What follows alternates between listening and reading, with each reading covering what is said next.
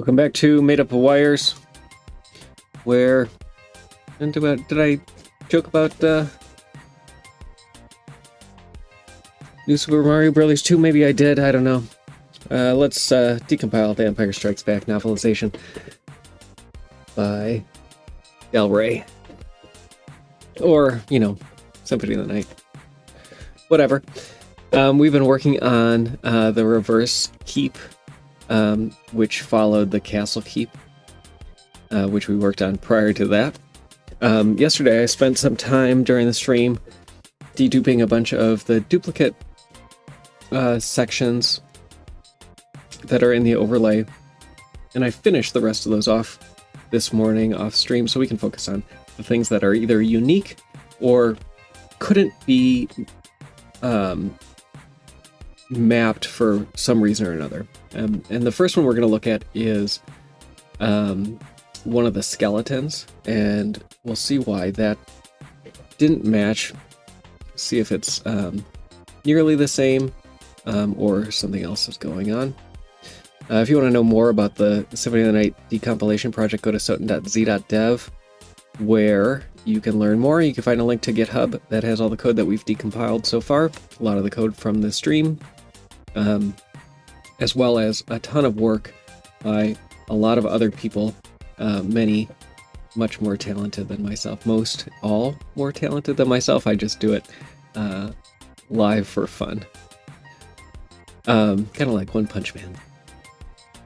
You can also find a link to Discord and learn more about the project there. And if you are a programmer and interested in decompilation, this is actually, I found a pretty easy project to get going and contribute to. And that's how I got involved a little over a year ago. Interested in the game, I saw that the project was still pretty early on. We've gotten quite a bit more done since then. But everything is laid out nicely using tools that should be familiar to most Linux devs. Same thing, really, yeah. All right, so let's get going. We're going to look at what is left in RTOP.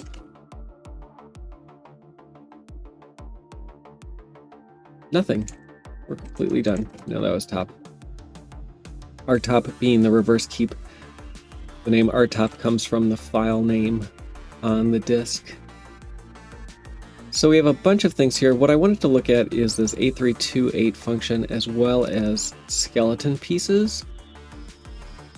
Skeleton pieces has a name, just like in Fight Club. When it dies, you get a name. We don't have the skeleton, just its pieces. So let's start there and see how similar it is to existing skeleton pieces functions, and if it is the same, can we break that out into a shared function, a shared header file that we can share between different overlays. So first I'm going to look for the other implementations of this. So there is an eSkeleton header, entity skeleton.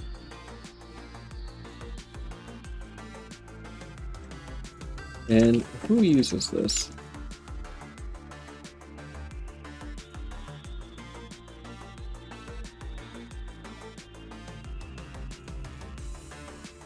Quite a few places. So NOO, library, NZO, NO1. So NO1 is the outer wall. NZ0, I think, is Alchemy Lab. I might be mistaken. And then NOO, nobody knows what that is. I don't remember offhand what it is. I did start the YouTube stream, and it does appear to be working. Hey, YouTube, welcome. You get to enjoy all the things that, or revile and all the things that Twitch has been reviling over for the past year. So we're going to take the RTOP version of this function, which is extracted to the ASM directory. RTOP, this is in a generically named, it's going to be in the non-matchings folder, a generically named, just based on the offset of the file. And we should have an entity skeleton pieces here. I'm not seeing it. Oh, maybe it's in this one. There we go. So here's our skeleton pieces. We're going to look at this function. It's a pretty small function, so it should be pretty easy. We're going to see if it's the same or not. And if it's the same, then we'll do some refactoring to be able to reuse that. So let's flip over to decomp.me. Decomp.me is a collaborative decompilation tool. Free to use by anybody. We're looking at PlayStation specifically, using the Symphony of the Night preset. And what I think we should be able to do is basically take this whole thing that exists already and just drop that in here. And we'll see if that's the case or not. If it's not, then we'll fix it. So we got to do a few things. We have some globals that we don't know what they are, or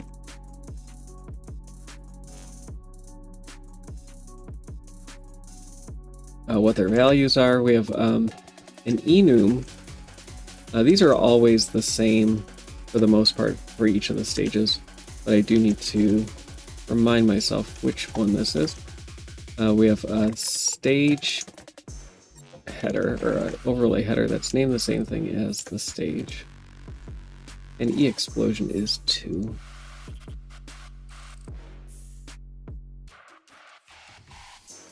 And it would help if I spelled it correctly.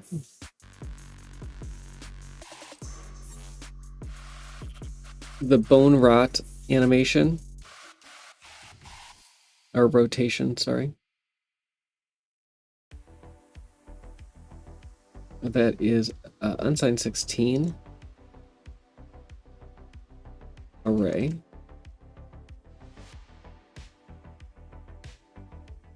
And then init skeleton pieces is a einit, which is a unsigned 16 array. So not exactly the same. We're missing a little bit of code at the end, so we can't share this specifically. We'll see when we look at what's missing, if that's worth putting in there. It looks like possibly nope.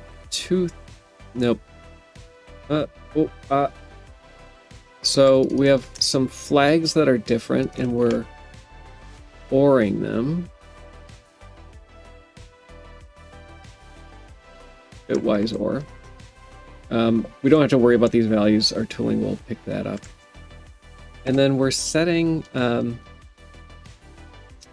whatever is at offset 15 in the entity to value 4. So let's see what that is. We can declare that in the context and then have M2C run again, and it will pick up the right thing. So we're setting that draw flags. Oh. Draw flags.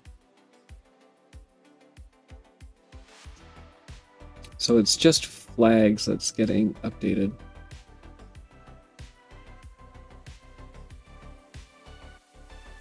The order is important, but I don't know what that is, and so we'll see what that might be afterwards. Is there anything else that looks different? Not obviously. So let's go back and see. Line 7. Our entity is different. Could that be? That would suck. I will take this opportunity to add the symbol to the symbol table.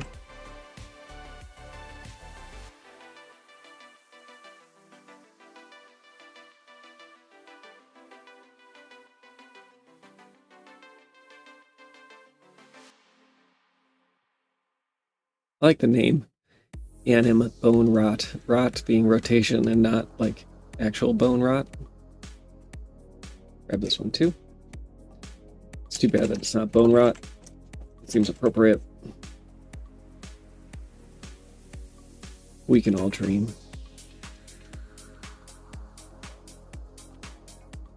All right, so 22. The order of these appears to be wrong. So our flags, I'm going to move to the bottom and see if that cleans that up, or maybe move it to the top. Moving it to the top looks like it worked. And then, unfortunately, we have this explosion timer that is off. Let's look at the skeleton entity extension.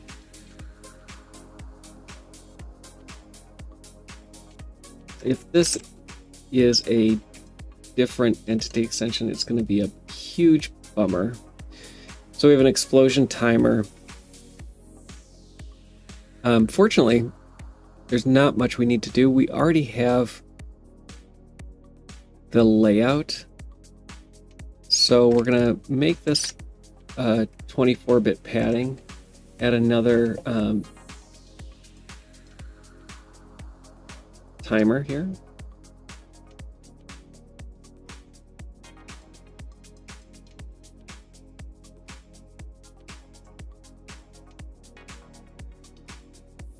And then instead of explosion timer, we're going to use explosion timer 2. Oh, and I went the wrong direction. Nope, I didn't go the wrong direction. I went too far. So we need to undo that.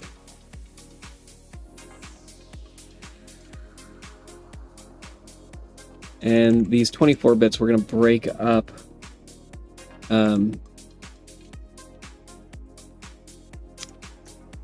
I think I need a U8 here, followed by our explosion timer, and then followed by 8 more bits of padding. And yeah, that works out.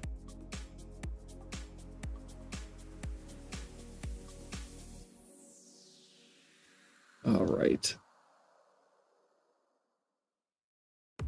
And is that it? That looks like it. So the hardest part is going to be getting these entity extension changes integrated without screwing anything else up. These are in include entity. And so we need to go find skeleton. We're going to surgically replace these.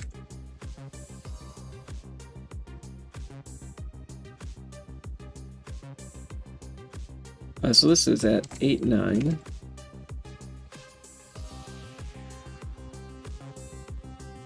Our explosion timer 2 is at 8A, which means our other padding is at 8B. And that's it. So now we can go over to our skeleton pieces.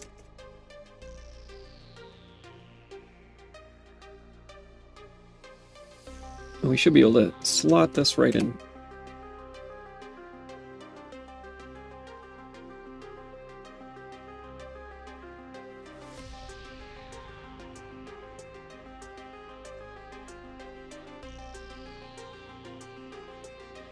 So, not the same as the generic one.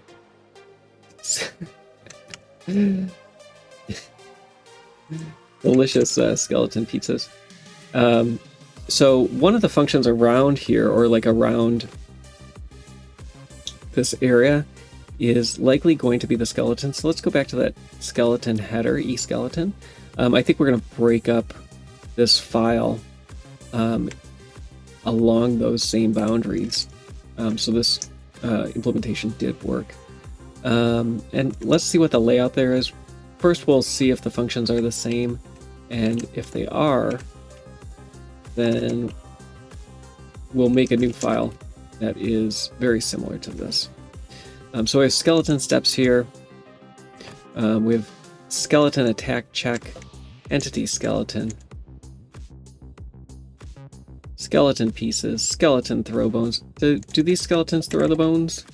Let's see. I'm gonna go back up and find those skeletons.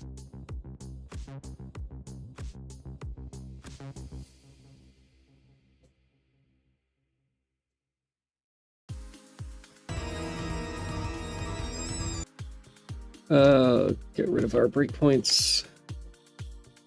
When do we hit 5C, which is the tombstone?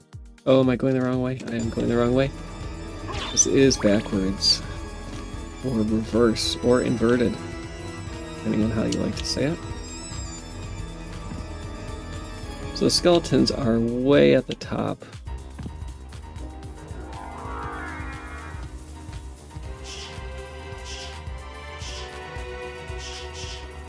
Oh, come on, we can wing smash. And by the top, I mean the bottom. Here we are at D800, and just confirming that that looks correct. So I think we had 2 functions before skeleton pieces. Skeleton check, attack check, and entity skeleton. And so it looks like we may have hit skeleton attack check.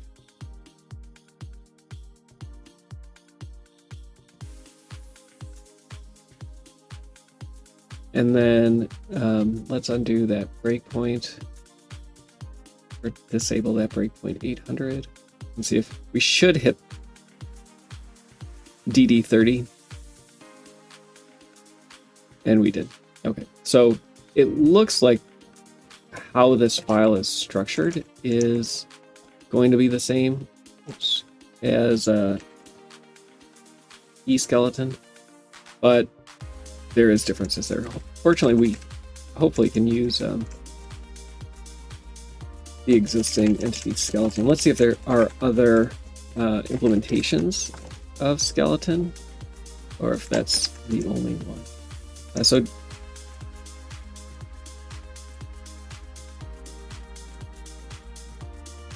it doesn't look like right now. So there's the variations like the ape and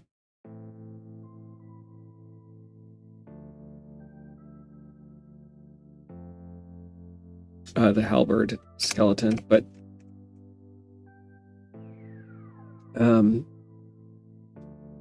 let's see. I don't recall what the behavior of these skeletons is, if it's different enough. We could also see if there's a different name for them. If there is, then we know that they're different as well. So the DD30 breakpoint is somewhere. There it is. Okay, so he loses his head, which is a little bit different. And can I kill the head without killing the skeleton? Oh, that's it. There's just the one skeleton. A lot of effort for one skeleton. Okay, so this guy isn't actually like anything that attacks. Oh, I wanted to kill the head. I'm gonna try. So this is Yorick. Okay, so not quite the same. Can I kill the head separately though? It doesn't look like it.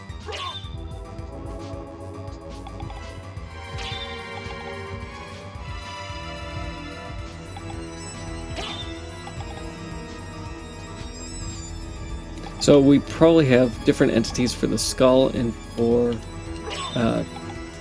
Yorick. And so these are a little different. And you dropped an iron ball. So instead of the attack check, one of these is going to be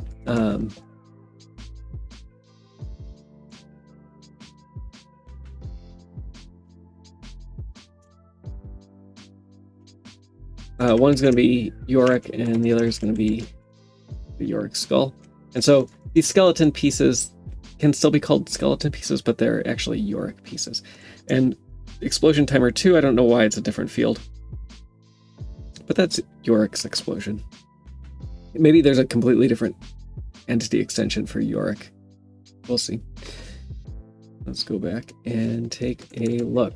So these are different enough, though, that they weren't identified as duplicates, at least yet.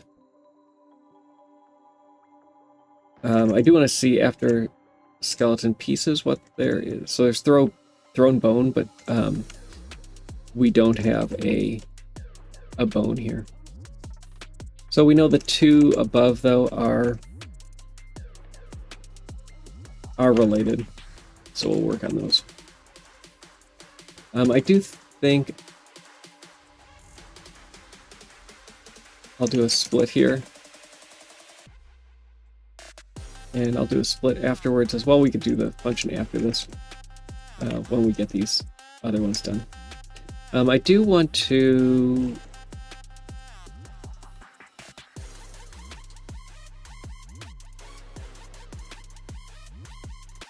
look at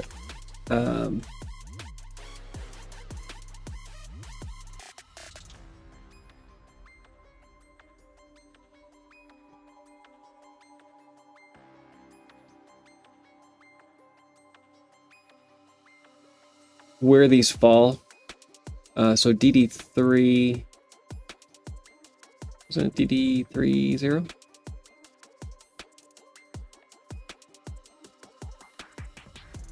Yeah, DD30. It's on the bigger side, but not terrible. And the other one was D800. D800 is slightly larger. My guess is that these are inverted. That the skull is going to be 13. This DD30. So let's start with that one though, and we'll go from there.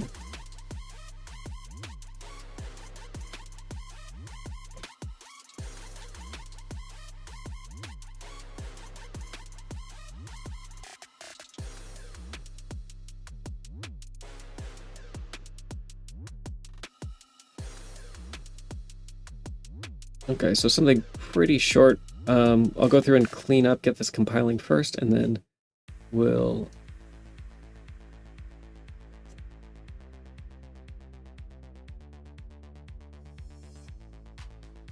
try to fix that. I'm going to do one more thing though before I start that. I do want to know which one is which. So the skull does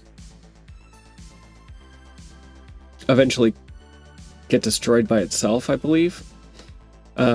But I do want to see if we can tell which function that is. So I'm going to re-enable.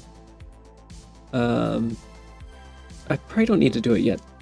Let me go fight Yorick one more time, and then after I kill him, I'm going to re-enable both breakpoints and see if one of them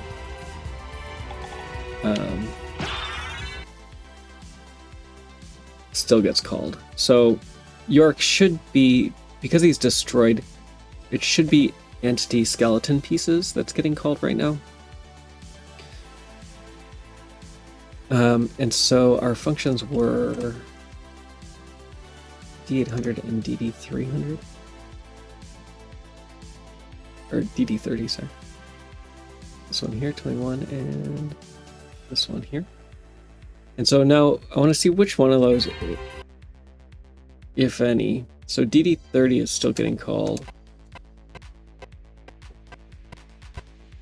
Let me... so D800 likely is Yorick. DD30, I'm going to disable that breakpoint since that's the one we're hitting until the skeleton pieces go away. And then I'll re-enable it. Okay, so we're still hitting it, and that head is still there. Let me...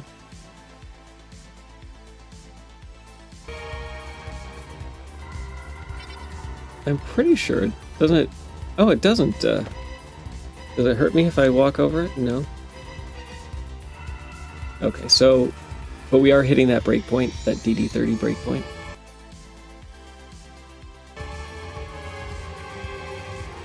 Oh. What did I do? Oh, I still have my... I hit LT. So now that entity's gone. If I re-enable DD30, Yeah, we don't hit that breakpoint anymore. So DD30 is the skull, and the other one, the D800 is York. So I had those mixed up in my comments. I'm going to fix those comments, and then we'll get to it.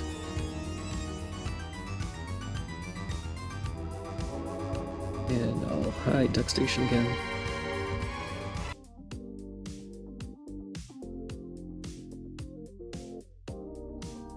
All right, so what we're working on then, DD30 is the skull. We'll get our initial decomp from M2C. And get rid of all these functions. Don't need those. And then start looking for other things to get this compiling. And once we get it compiling, then we'll start getting it matching.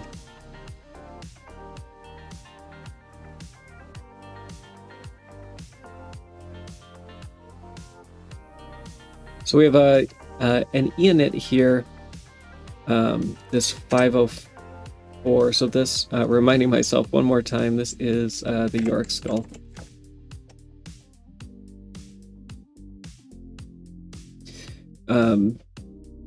This initializer may or may not be specific. We'll figure that out in a little bit, but we know that it's is being used for that initialization. This global that's passed to collision, I think it's just assigned 32. It might be unsigned. Maybe it's unsigned 32.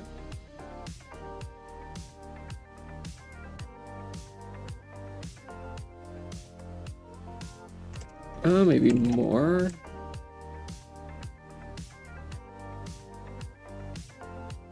Okay, it looks like it's an array of 30, no, of 16-bit things. So unsigned 16 array. It just has to be a guess, and we'll figure out if it works later. So we have a few additional things that are preventing us from compiling. My unnecessary bracket that I added for some reason. 45. So we have a negative offset here. Those stink, but in this case, I'm pretty sure it's going to be self -1. So we're taking a pointer. When we do pointer arithmetic, it takes the size of the thing that's pointing to and moves us over by the multiple of whatever you're doing arithmetic. And then because a entity is size BC and we're subtracting BA from the other entity, that looks to me like it's the same field, which is pos I high. And then 117. So basically we're saying where self -1 is going to be Yorick. Wherever Yorick is, his exposition, make my exposition relative to that, or figure out the difference between our position. And then that's going to be, am I kicked or not, effectively. 117. Negative or -96 is a little more difficult, so I'm going to go to my calculator for that. So I want BC -96. That gets us to offset 26.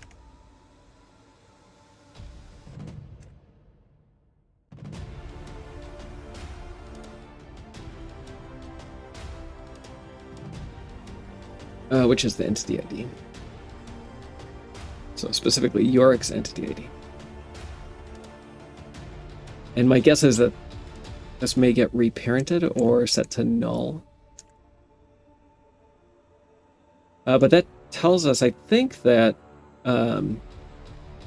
Yorick's entity ID is going to be 22. And so that's good information to know. I'm going to take that each time you decompile something, you get a little bit more information. Mostly. Sometimes it's very little information.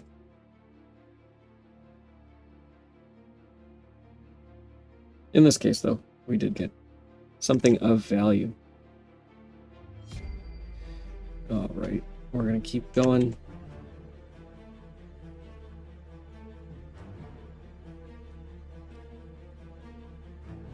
So I will make this a constant.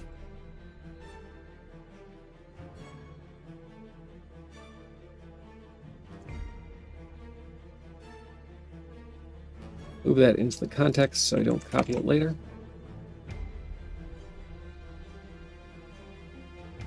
And I can spell entity ID correctly. That helps sometimes. 81. There's an issue. Aggregate value used where an integer is expected. Oh, right here. SP10 is going to be a collider. For whatever reason, M2C doesn't figure this out. This is going to be effects. And we're at 96% already, which is good. Our line 21 here is this reference to the array. Nothing that we need to do there. It will always be wrong in decomp.me, but we'll compile to the right thing. I think that this is creating Yorick, but I'm not sure. Oh no, this is the explosion. So this is when it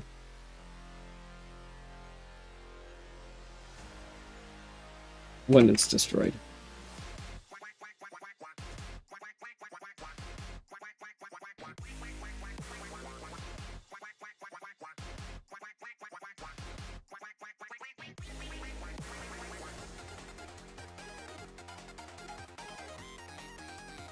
So all of this, I think, looks reasonable. Basically, we're saying here, are we destroyed? Are we dead? Is there a dead flag? I'm going to look for that too.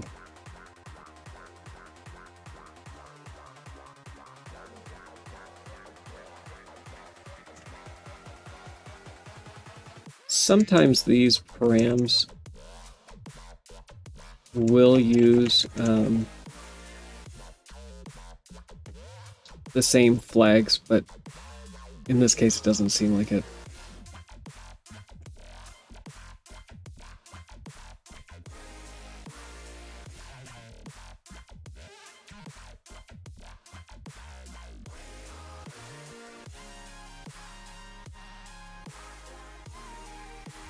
Alright, so continuing on,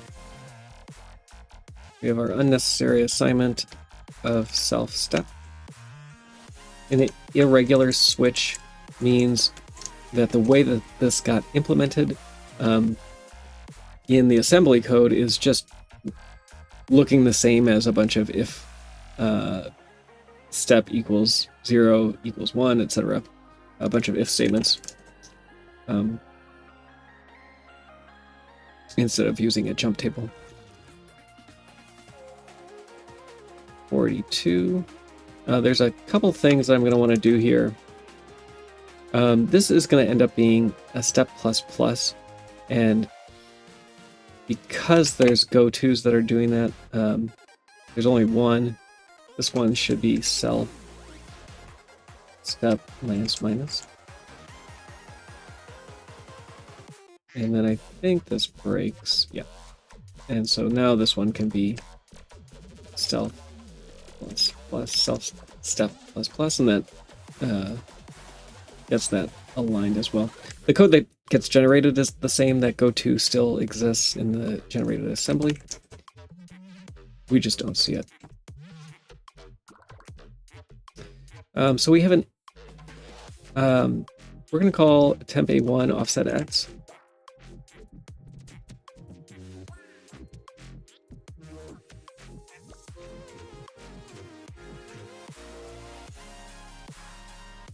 And here we're doing the absolute value of offset X.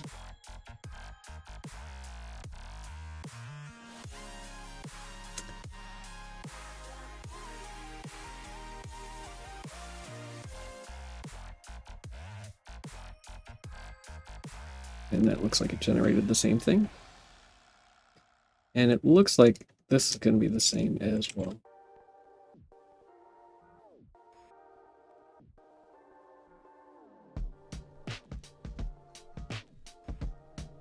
We do need to see if we can leverage one of the existing entity extensions, but possibly not. Our shift here, shift by 7, what we're doing is basically putting this into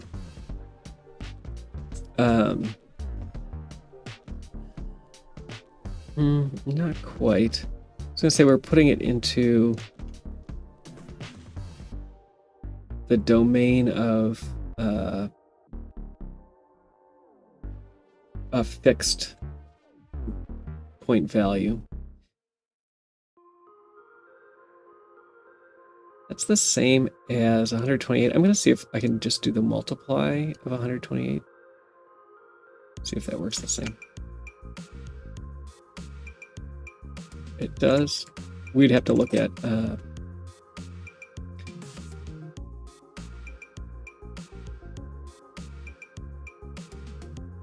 oh, this set step doesn't take 2 arcs. Interesting. What I was saying here, we'd have to look at the PSP version to determine if this is actually a multiply or a shift.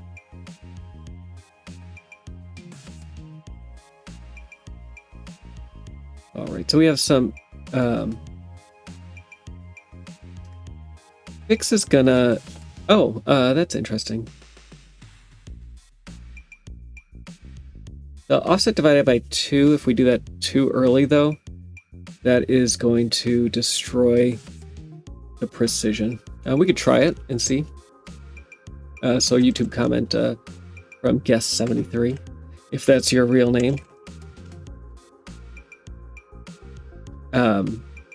was suggesting doing this as a fixed offset, and it does the same thing. I'm actually a little surprised. Oh no, it's not doing the same thing. Yeah, we're doing something really different. We could do this as a shift, but that ends up working out. I'm surprised at how different that ends up being. But yeah, ultimately though, the issue is we can't do the division first, and the way the fix macro works, it will force that division first.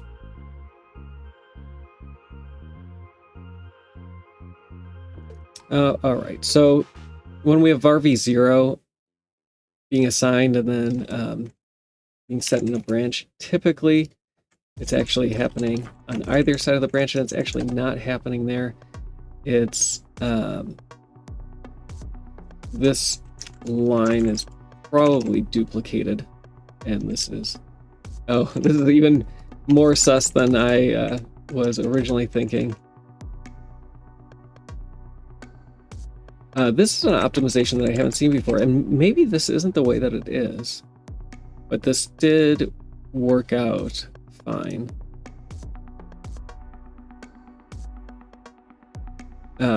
So we need to add these together.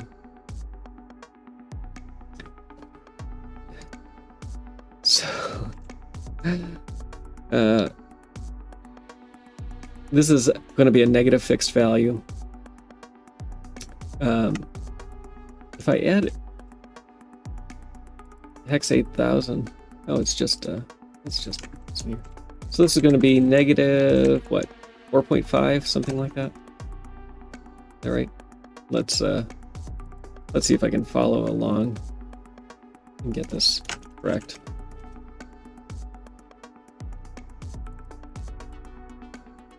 Did I get it? Oh, I did. Swoosh. And on the other side, oh, duh. Positive 4.5.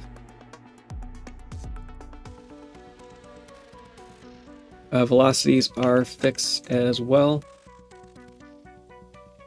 4,000 is going to be the same as 1/4. We could write that a couple different ways. Here we're subtracting, so we're slowing down.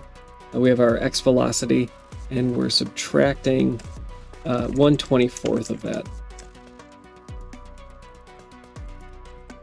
So we have some fall off as we go. Of course, that's not the way that it's done. Who would ever think that? Oh, these are probably backwards.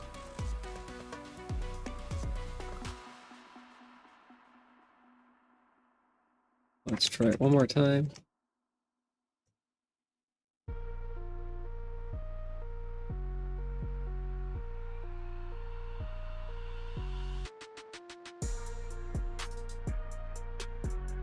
Not quite right. Oh, okay, that's interesting. So, well, no, we can't do the float division, because fixed actually isn't a float; it's a fixed, which is why we call it fixed instead of float. I will try that and see if that works. We can do the floating point division for compile time constants, because those are statically generated at compile time. We don't have real floating point hardware though on the PlayStation. So something like this is going to do the same thing and generate a whole bunch of instructions for us that aren't going to be what we want. If this was like the PlayStation fixed format, the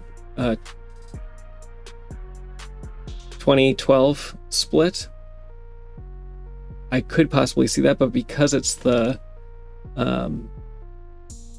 Konami 1616 fixed point numbers, there's not going to be like compiler support for those.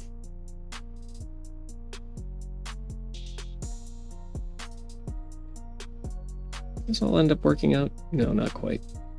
So I'm gonna come back to these.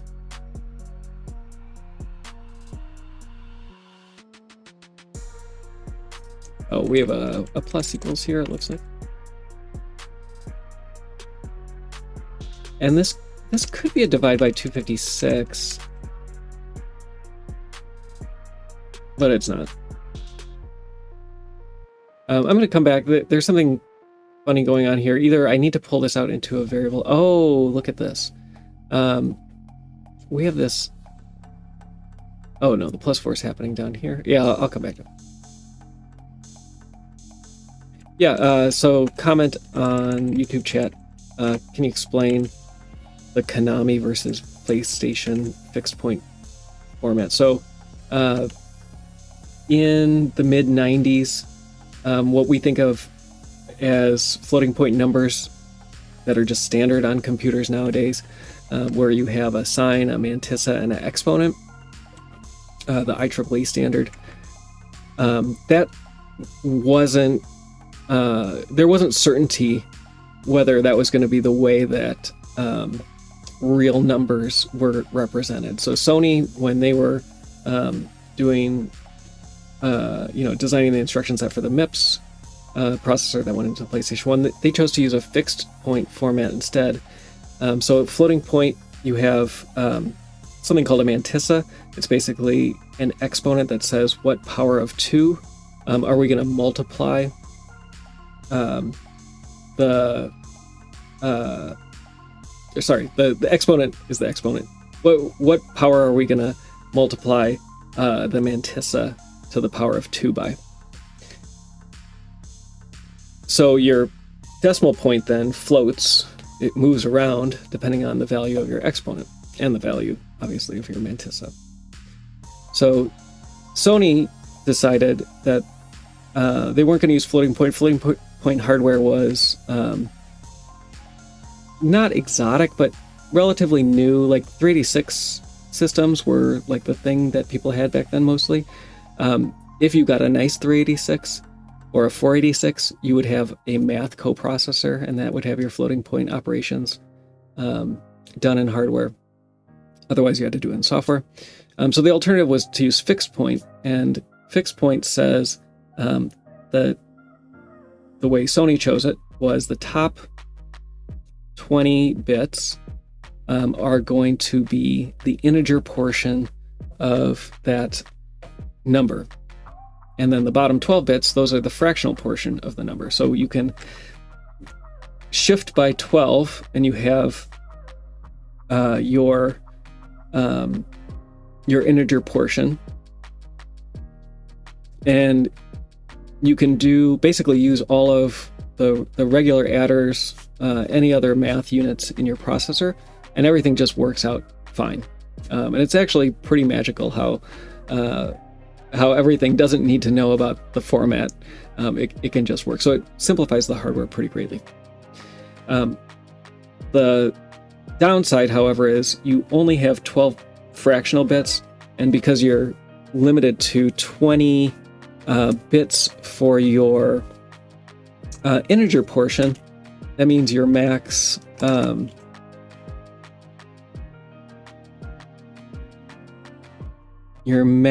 value that you can represent looks like 429 million, something like that. So you're pretty limited to how high your number can go. Oh, -1, because there's a sign there as well. So divide that by 2. So somewhere in the 214 million range. So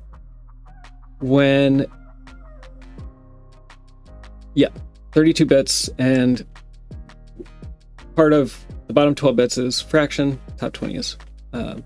So that's good, and 12 bits of precision for your fraction probably is fine in most cases, but shifting by 4 bits or shifting by 12 bits every time you want to use one or the other, that's a pain too.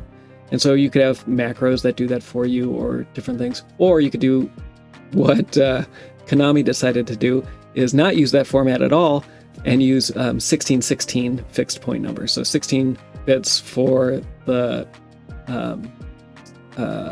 whole number portion, 16 bits for the fractional portion. So we have more precision in the fractional portion. Is that important? I don't know. What that gives you, though, is 2-byte alignment for both of those fields. And so you can build a struct or union on top of that and provide access directly to either one of those. And we see that a ton. So here we have position xi high. So this is saying, give me the integer portion, whole number portion of this position. I can still do math at a fractional level and still get fractional details because I can use the val field of this same union, and that gives me the 32-bit value. And then I can also get just the fractional portion by using low. So from a programming perspective, it's way better. But then we go to the PlayStation API. The PlayStation API has no idea about any of this Konami stuff. And so we'll see a bunch in code, things shifted by 4 bits to the right. So then the Konami fixed point number becomes a PlayStation fixed point number. And it's just something that you have to be aware of when looking at this code base. I don't know if it's really used anywhere else, that idea. And maybe it's even worse than that. Maybe it's just a Soten idea. I don't know. So I'm going to go through quickly and try to get rid of as many of these variables as I can. Less than 7 FFF. Is that the same as greater than? So if we're looking at a velocity x is one of these 1616s. So this is less than... So we have macros that do this for us, not 0.8, 0.5. So the fixed macro will give us the Konami format. Then we have another one, FLT, float. Again, these aren't floats, they're fixed. But that gives us the PlayStation format values. So we can write nice numbers either way. That temp v1 was velocity. And again, either format, because they're fixed formats, you can do math on them, and nothing needs to know.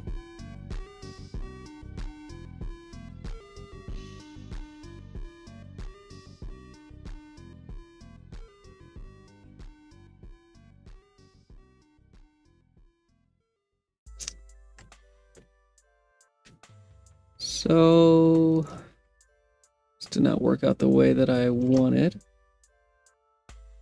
If I shift right, I'm going to pull this into, it looks like maybe this was pulled into a sine32 variable. Is v1 underscore 2 sine32? I'm guessing it is.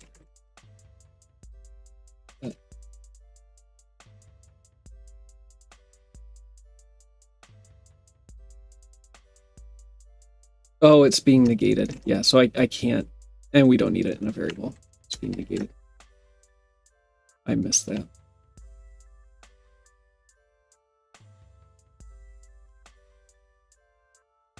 So we're looking pretty good.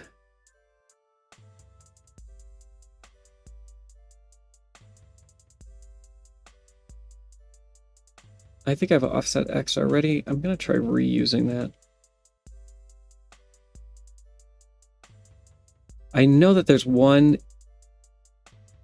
definitely one error which is this here. Offset X should not be being passed to set step. We'll deal with that in a second, though.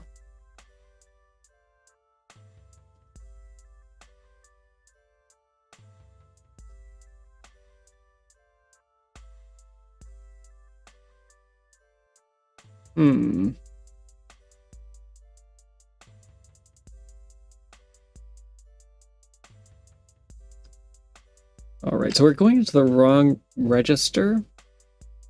I'm going to change this offset X to another variable. I'll call it scroll X. If this doesn't match, we might have to go over to the PSP.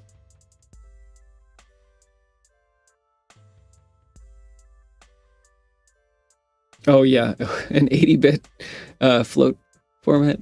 That sounds awesome. Is awesome the right word? Horrific? My mind is already so warped about floating point. I haven't worked...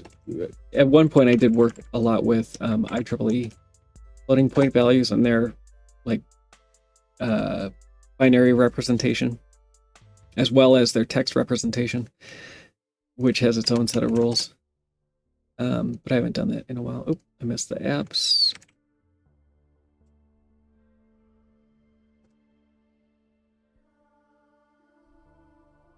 All right. So a few things. We have still have the wrong register here. The reason we have the wrong register, I believe, is because we're doing a greater than equals instead of a greater than here. Why does GCC? Oh, it didn't work. If this was MetroWorks, I would have put money on that. Let's try making this else if. Nope. Okay, we need the branch to the right place.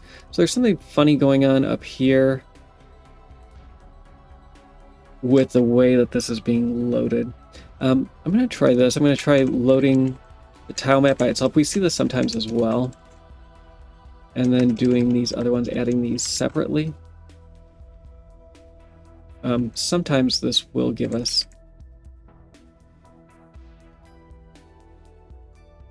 the right instructions. No.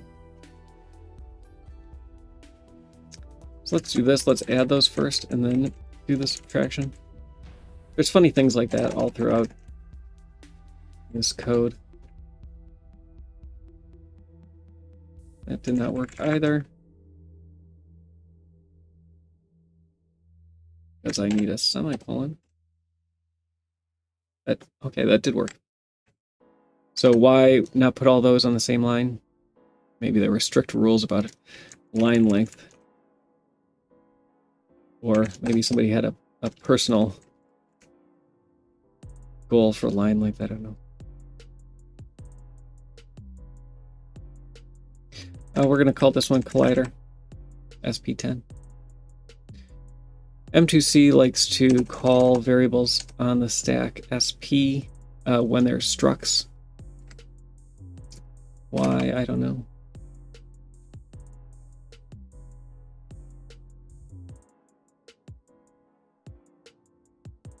So let's look at what the second arg to play sound effects all pan is.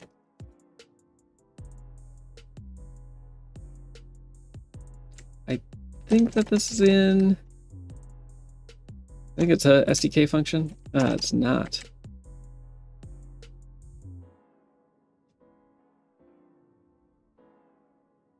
It's a DRA function.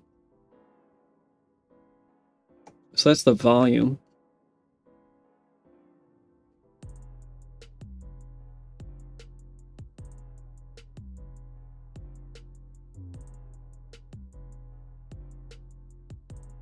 Oh, that's fun. So what it seems like, the pan though is always 0. What I was hoping was that as the skull moved from one side to the other, that it would pan the sound effect. Sound effect 622, we can look that up as well. Skull bonk, that's a nice one.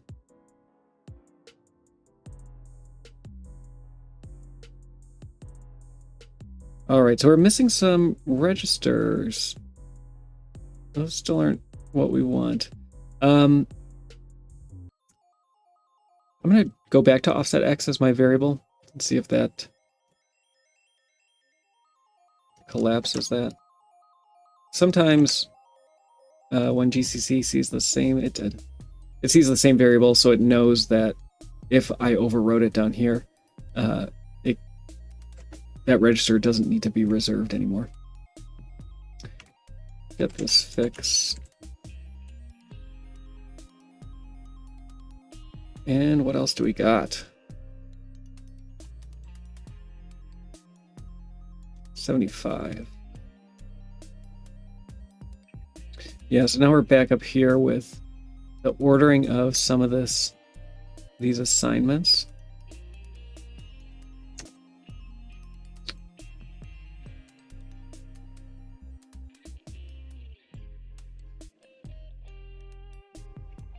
So we're loading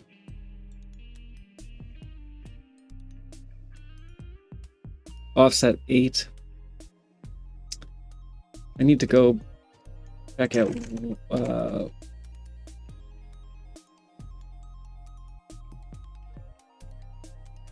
if offset 8 is the rotation or the velocity. So that's the velocity.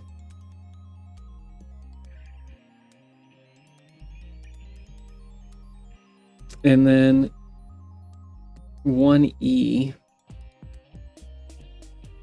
So it does look like maybe this is not happening inline like this. These should work out to be the same thing. And it is generating the same code, but possibly this is going into a variable. So our 1E is going into V0.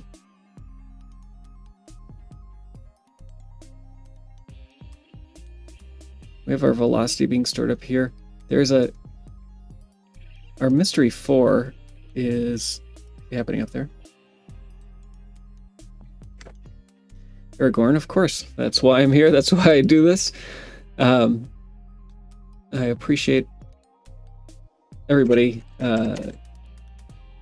showing up, cheering me on, asking questions.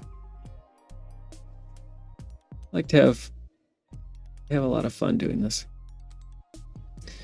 All right, so the optimizer came in and decided that it was going to do this addition very early. So we see this addition way up here before everything else. And what I'd like to see, we have different ways that we can force this or coerce the compiler into doing what we want.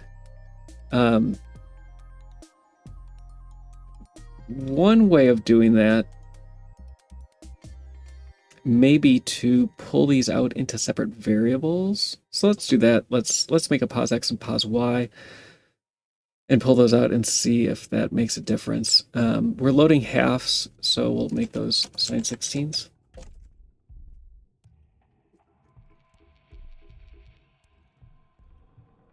I like some of this greenfield decompilation too. Like there's Yorick it's his own self. There is no other Yorick in the game as far as I'm aware. So we know that this hasn't been decompiled yet.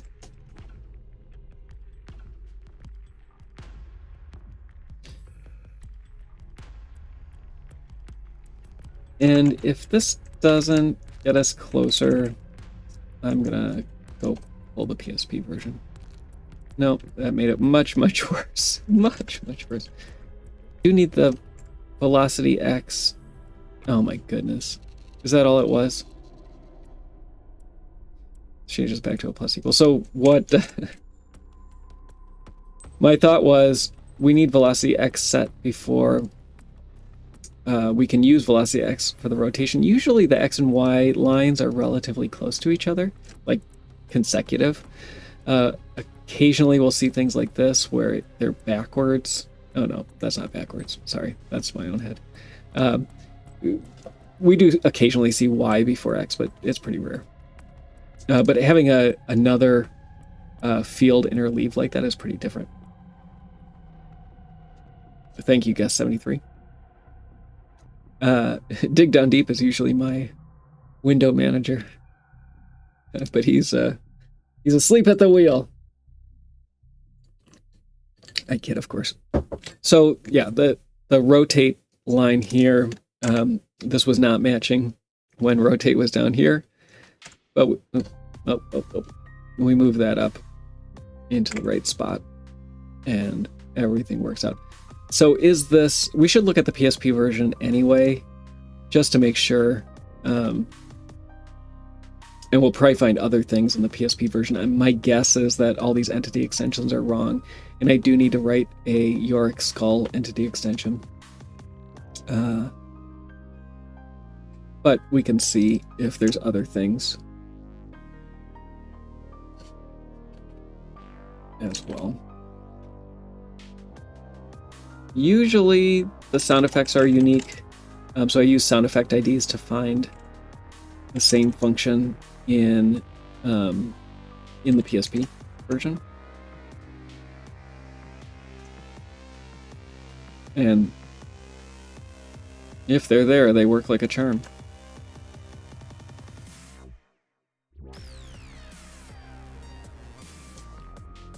So I'll create a new scratch for the PSP version.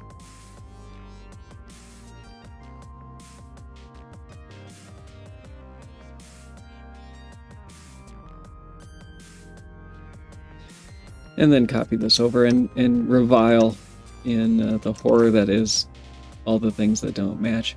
We need to grab our context. Things that we had there. Oops.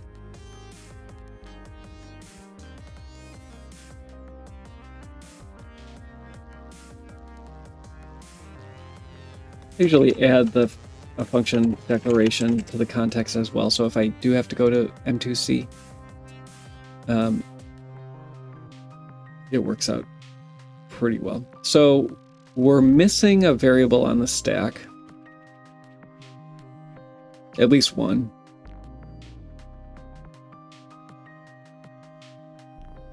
And we do have differences. So it is possible, definitely, that there are gameplay differences.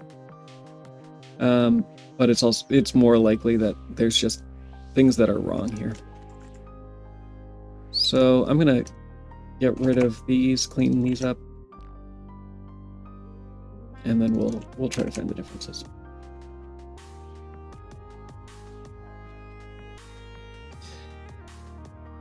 All right, so let's look at what M2C says. Our first check looks fine. Down through getting the entity, that all looks good. Our switch looks fine. So we don't have, oh, we're backwards here.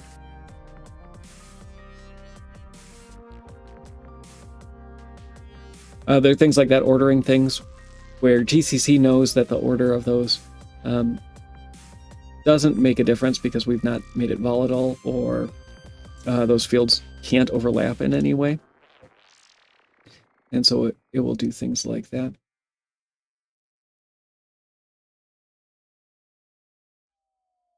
We have our plus plus. When we have an S variable, bar S or temp S, usually, I know that this is wrong as well. Usually that is a real variable. Not always, but usually. In, this is else if. That's fine. I'm okay with that. On the PSP version, apps is not a built-in. It is a function. And so we have a function call associated with it.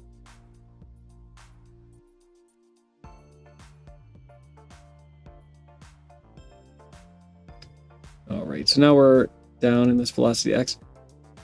So interesting. I mentioned sometimes we see them out of order. On the PSP, they are out of order. And we can see 88 to 90% match by moving them to the correct order. That will likely work correctly on the PlayStation as well. Just, yeah, kind of wild.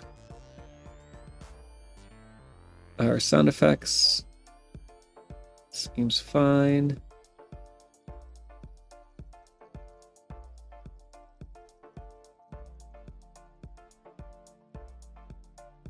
Plus equals here. Plus equals can affect the PSP, and it did 2%, quite a bit. Plus equals 1 usually doesn't. I like to use plus plus. I haven't found any plus. Well, no, that's not true. There are instances where plus equals 1 cannot be replaced with a plus plus.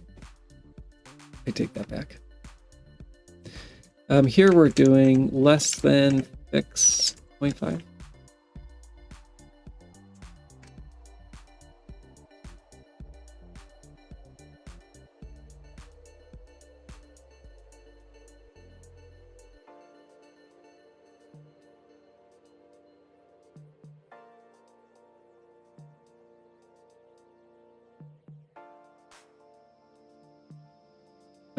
Mem2C didn't catch that these are on separate lines.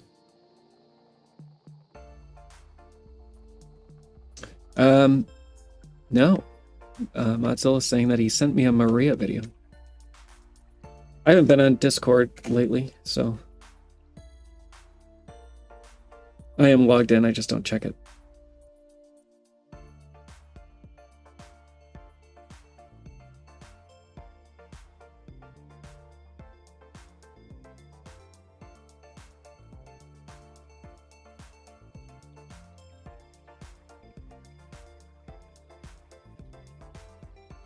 Let's check out what Mozilla has been working on.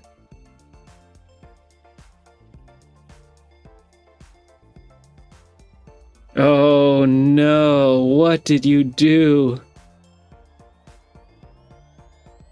What did you do? Okay, hold on. This is some witchcraft. So we're gonna take a small break and see this. So Mozilla works a lot on the Soten randomizer. We know a lot of things for the decomp because of a lot of the work and research that he's done, and is a master at modding the game without code. And this is something special. Do you have this published somewhere? Like I'm assuming it's like a save game overflow or something.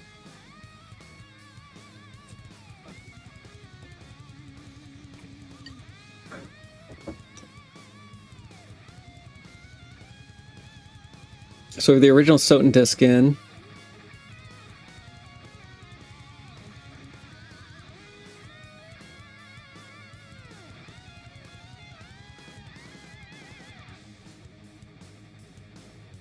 So in the original Maria mod, what Zyynamo did was replace the Richter overlay with the PSP Maria overlay.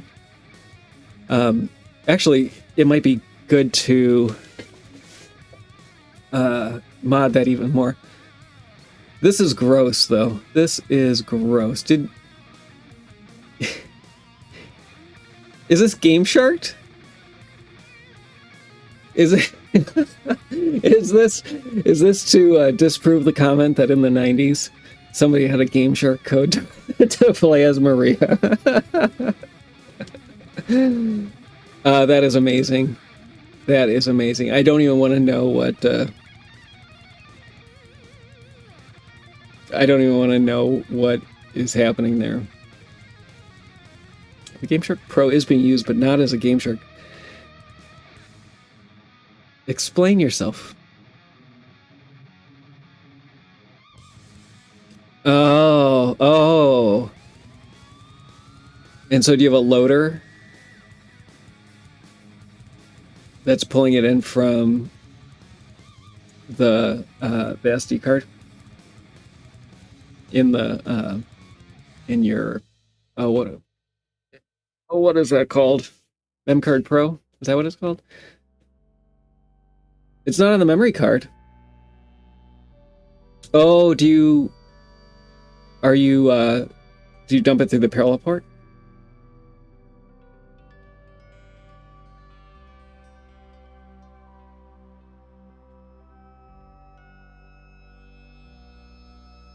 That's amazing.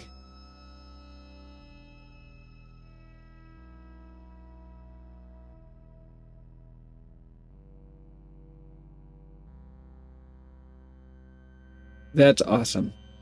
I've been meaning to. I don't have a Game Shark. Did you catch last week when I was going over some of the Game Shark stuff on Soten.dev and what that looked like?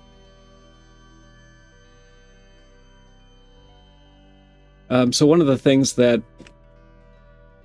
so last Thursday, I believe it's one of the videos up on YouTube that has a actual poster.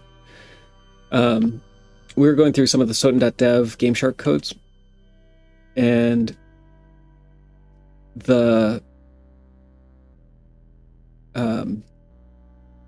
basically looking at what instructions or addresses they were modifying, what the code looked like, or the things that they were modified.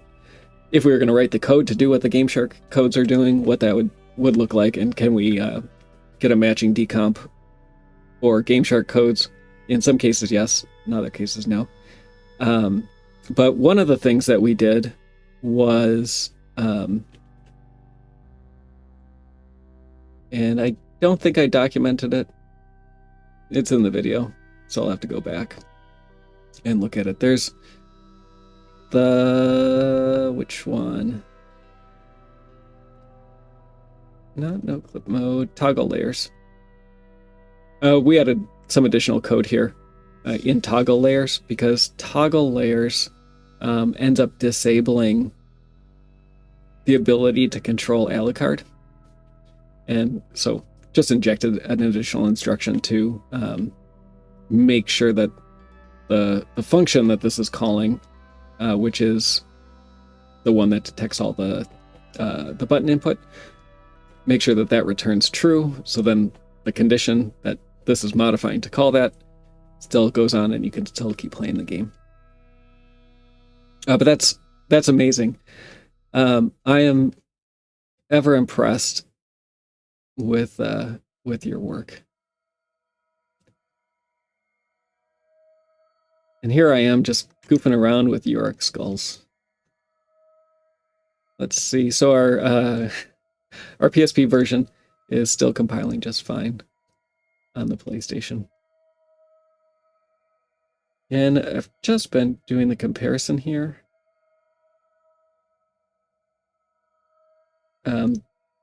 We can go look at the instructions next and see what's going on. So we are going to end up with a variable issue.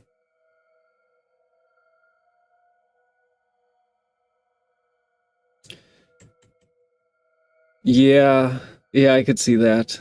I still don't know.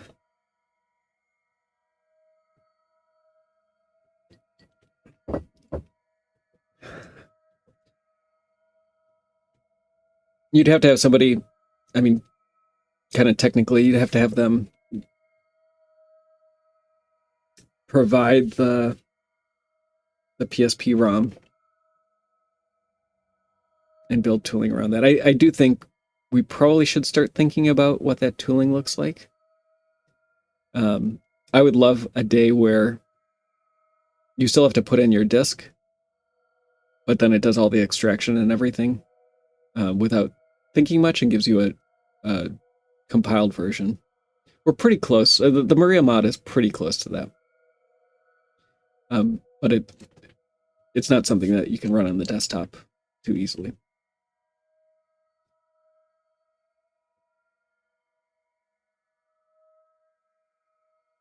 All right, so this line 40, it looks like this is possibly the same thing. We're loading the previous entity's position and then doing a minus equals.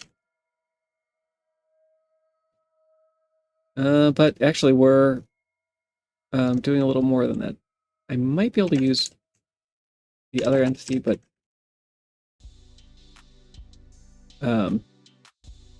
this is being pulled out in a separate variable.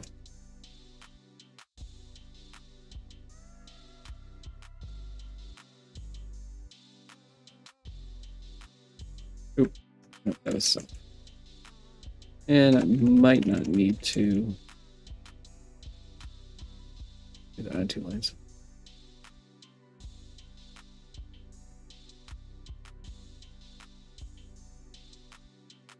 Yeah, the Docker. I mean, we're still very much in dev mode. Like everything is for devs and not much else really.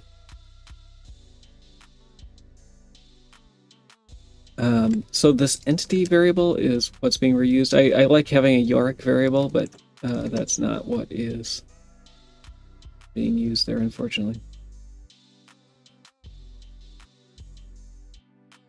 And in this case, it's not Yorick, it's the explosion. So I can't call it Yorick. Line 22. Our branch is going to the wrong place.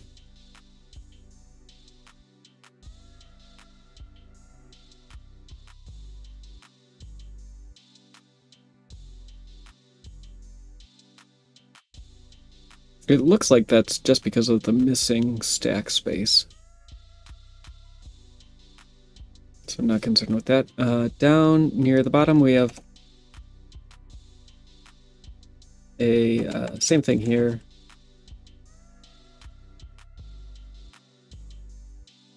The PSP tells us all kinds of things, whispers to us all the things that we need to know. So whether or not you like the PSP version of the game, it's giving us a lot of information that we don't necessarily get on the PlayStation. All right, so we have, it looks like some extra variables. So I originally put these in pause X and pause Y. I think that those are really there.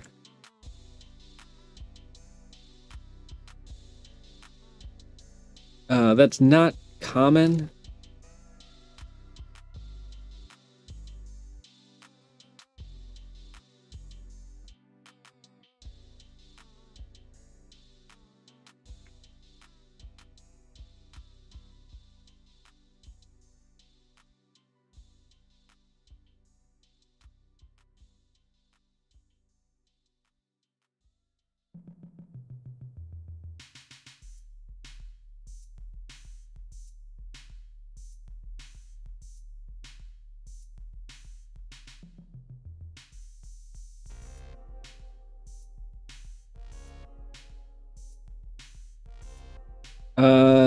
I guess there's sign 32s.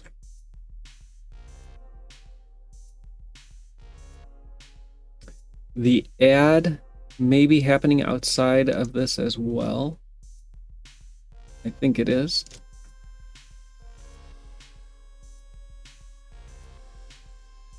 Okay. Our registers are wrong. We'll deal with that in a little bit. 54.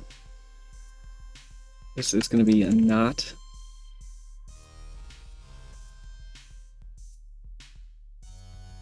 $53 is also going to be a not.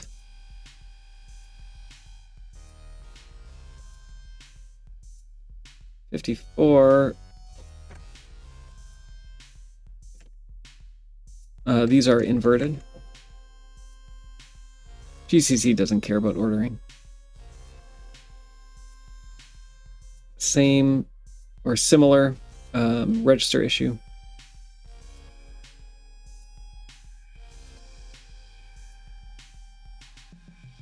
On 43 here, this is being treated as a Boolean.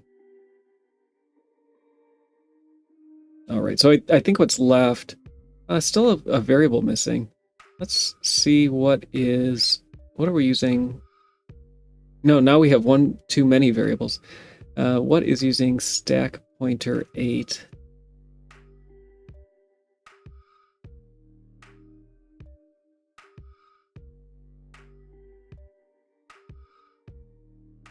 So we're looking for the 8 here with an SP next to it. I didn't see anything.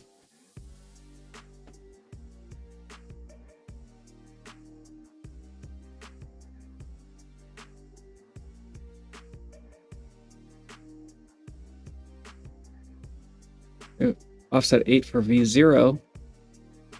That's not the same. Or is it? No, it's not.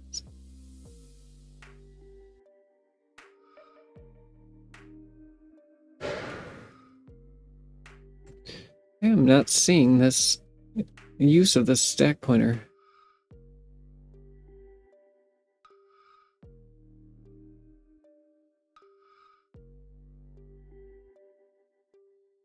Okay, went through it again and did not find it. Let's look at our other stack usage and see if it's the same. Basically, we have an extra variable. I do have offset Y and offset X and scroll X and velocity X, but I don't think velocity X is being used, so I'll get rid of that. That won't affect the stack at all if a variable's unused. MetroWorks will ignore it, as it should. Maybe the sound effects volume?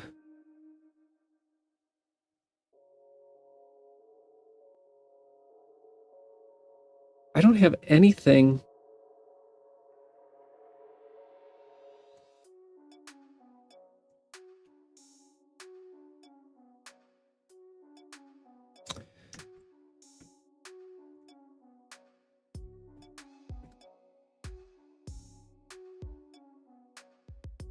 One, two, three, four, five. It's possible that pause X is not separate. Let's try reusing offset X there. That was it. Let's see if the... And so we'll call this offset Y then. Let's see whether or not...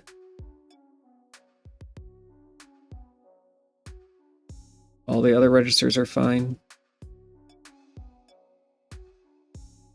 Everything looks good. So, cross the fingers. See ya, Mozilla. That looks fine as well. So let's take that over and see if we can get this integrated. So we're going to do a couple things. We're working on this. This is D30. I'm going to paste that in. The hope is that this compiles without anything else. It did. So we have York Skull done. I'm going to name this, add a symbol for it. I mentioned this yesterday. We don't normally have to, if we're just programming C and this is a static function that only exists here and we don't need to share the symbols with any assembly, then we don't need to add an entry into the symbol table. But because there's a bunch of stuff that still references this, that hasn't been decompiled yet, I do need to add a symbol. If I give this a name, we'll call this York Skull entity skull. The only thing that's going to reference this, I think, is the entity update table.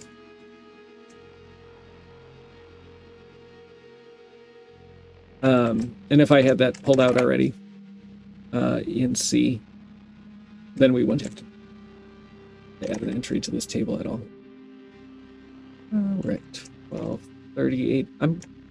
Yorick himself is a bigger function. Let's do this.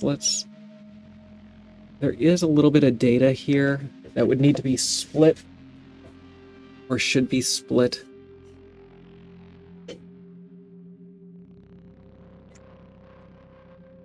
But I think that's worth doing. So we need to find our animation bone rot symbol. It's not bone rot, bone rotation.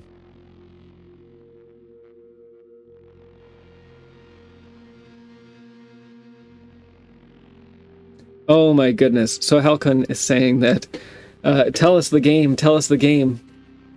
that he is reverse engineering a new game, and that game has a VM, and the VM debugger is there with symbols.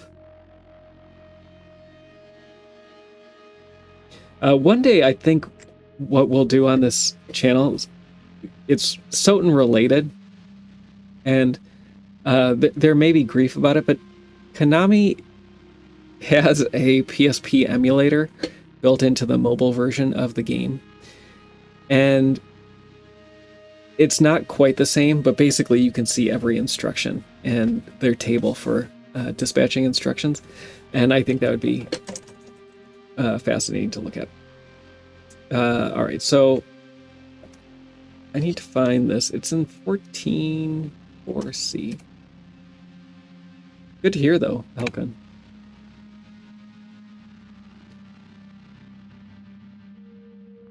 So the bone rotation stuff is definitely going to be in this file.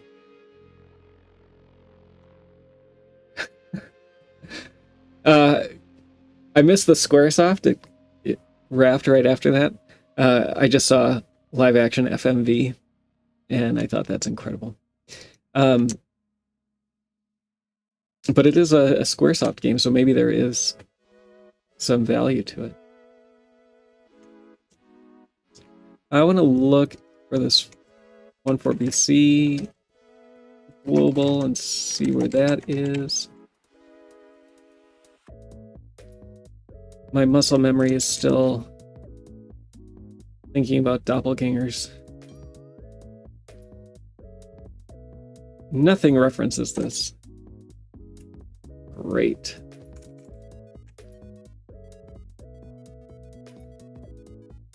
So this 4BC exists somewhere in the world, but not... It doesn't matter because it's unused.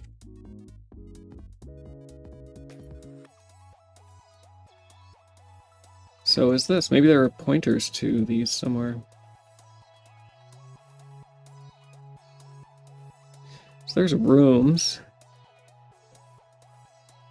What I'm trying to do is figure out where, if I'm going to split this data, where should the split be? Because I want to create a an e-Yorick file. Let's go back here and see where Yorick exists.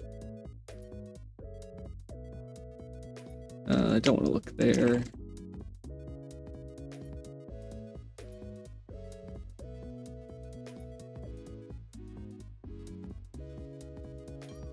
So Yorick starts at 2D 800.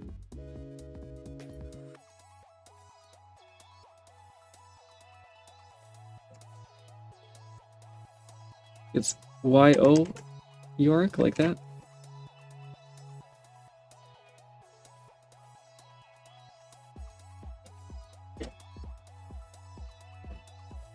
Yes.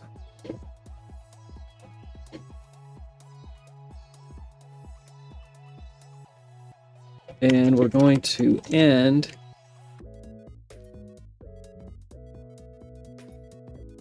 after skeleton pieces.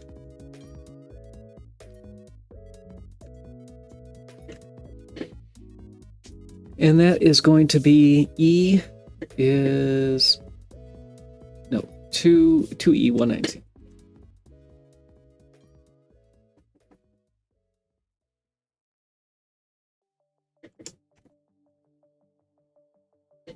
And we don't have a name for that one. So I'm going to create a new file, 2E19C.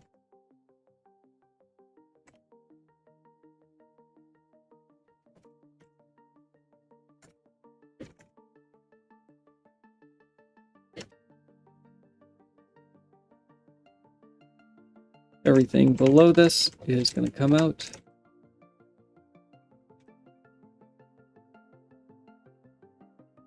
Replace the previous file name with the new file name. I wish GCC had a macro, or CPP had a macro for pulling in just the file name without the extension.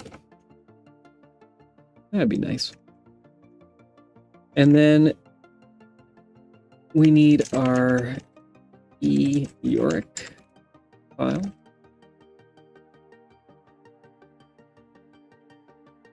And let's go grab Yorick.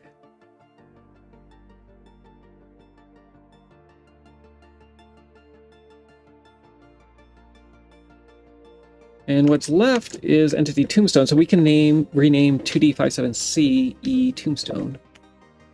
Let's make sure that this worked. Splits can cause problems. So we have two jump tables that need to be moved down into that new 2E whatever file that is. So let's look at the 2D57. Is there not a 2D57C? No, I'm looking in the wrong directory. That's fine. SMUSST RTOP data 2D57C RO data. That's right. So we need to see where this DDO. So both of those are in there. So our 2E19C, we need a new entry in RO data for that. We don't know where it is yet. And let's go start at 1F DDO.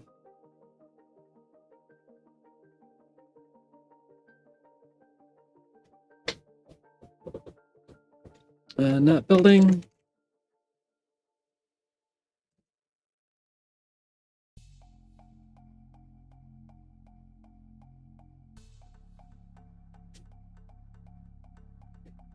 All right, so I split that incorrectly.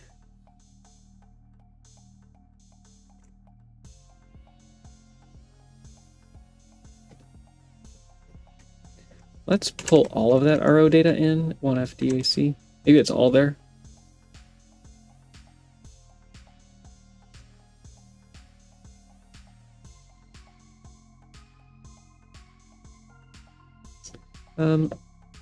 No, I'm going to take a break and then I'll be right back and then we will finish that off. Bye.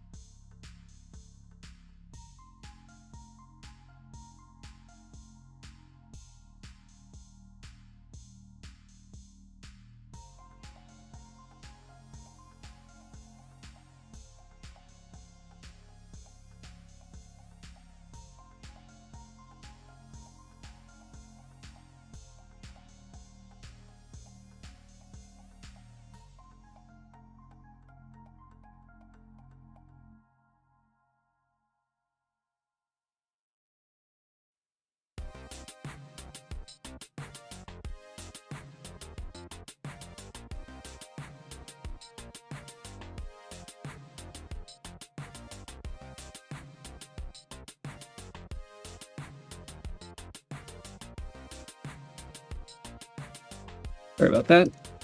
We're back though. So what is happening is I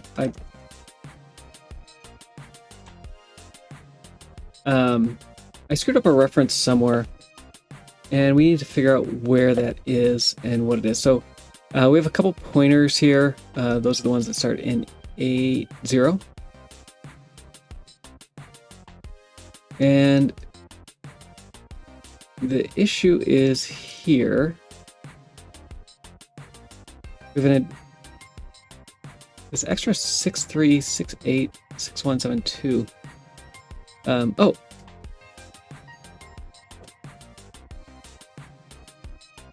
That's the wrong data. So my split earlier was correct, I think.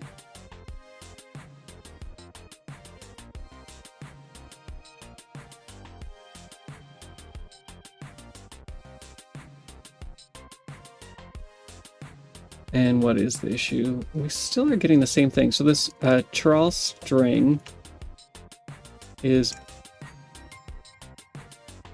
not in the right location. Let's look at our 2D57C RO data. This one is actually done already, 2D57C. All of that. Oh, no, it's not. So it is not coming from this. It must be coming from Yorick.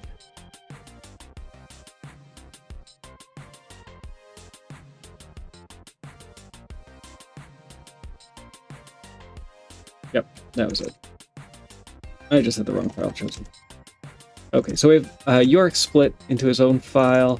The next thing I'm going to do is move this into Tombstone.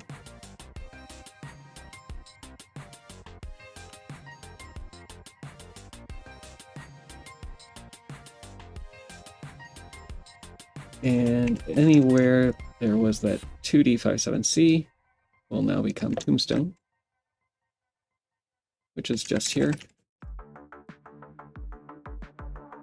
That's how we get so many splits. They just keep growing. Things keep getting split. And on and on and on. So we have Yorick himself. I don't think I'm going to start that today, because that will take too long. Let's look at what else there is.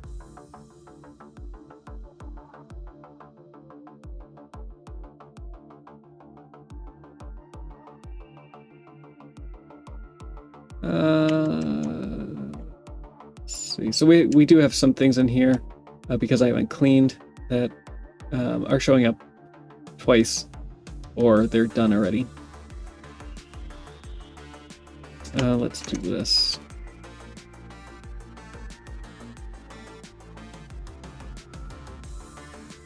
Get rid of the jump tables. So this B48 function is the smallest. Let's see if we can get through that quickly. What I'd like to do, if possible, and that is in 204E8.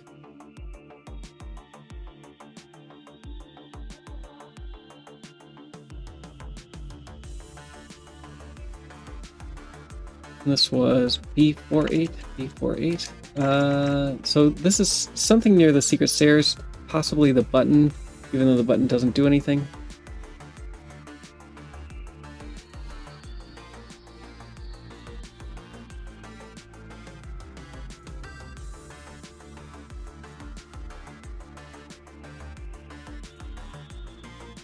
And this one is super simple. Oh, interesting.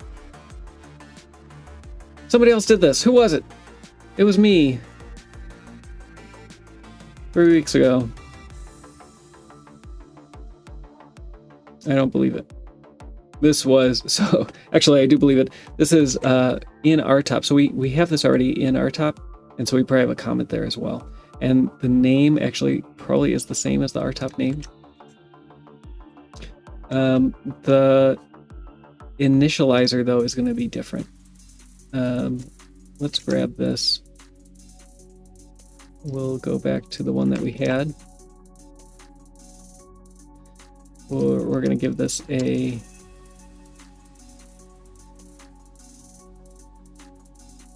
type. And this matches perfectly, actually. Okay, so this init is actually given a symbol name that matches. Cheating. So this was from our.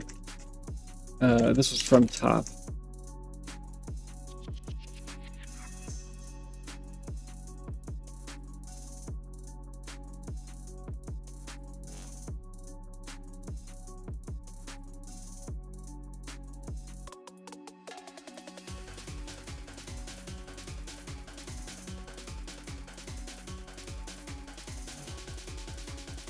So we're not matching. Oh, the reason we're not matching is because I don't have the declaration for our init.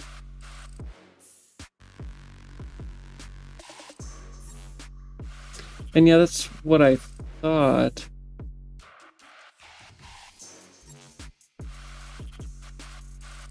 We need a few things here. There we go.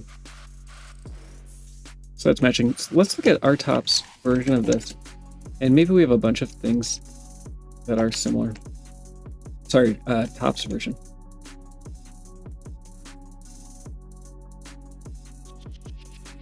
Oh, this is the RTOP version. What was I doing in RTOP 3 weeks ago? Strange. I don't think I started RTOP 3 weeks ago.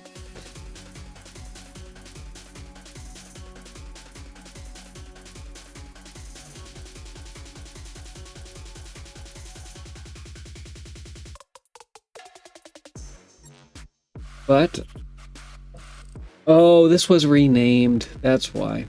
This symbol's going to be renamed as well. Let's look at the tile map. That's probably the easiest thing to look at. There we go. We might be able to get a bunch of things from top.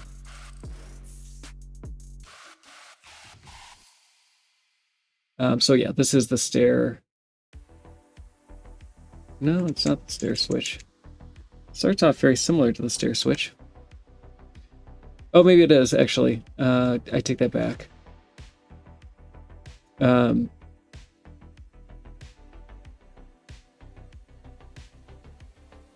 Yeah, my guess is this is a simplified version of this. Let's try this. See if that still matches. This.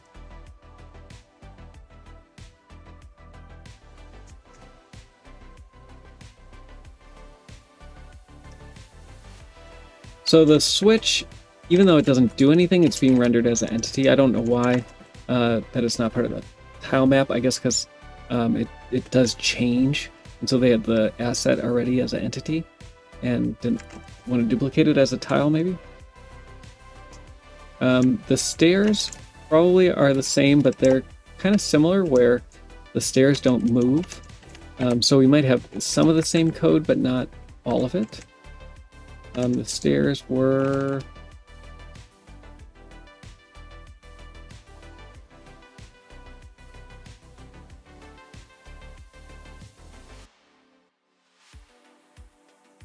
BF4. And that's a pretty small one too. Let's try to get that. And my guess is it's going to be the same as the beginning of the stairs.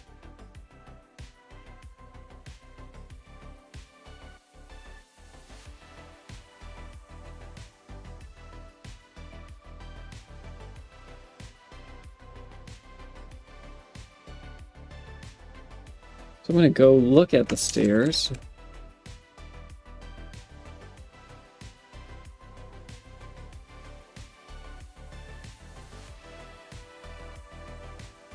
The secret stairs. Not so secret in the reverse keep. Let's see how much of this is the same. Not much, actually. Not at all. So is this the reverse, or the stairs? Possibly not. We have all this debug output. That's a little curious.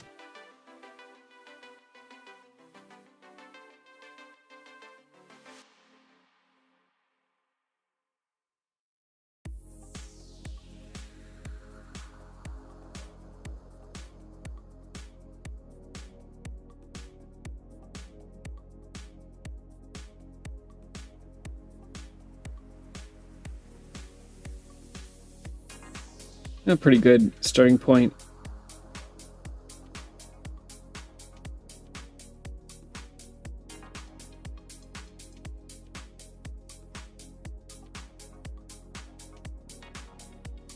There's a for loop down here that needs to be rewritten.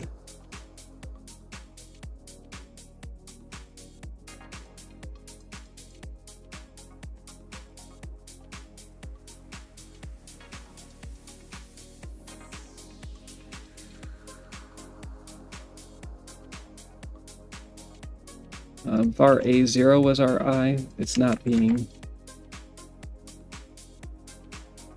used anywhere.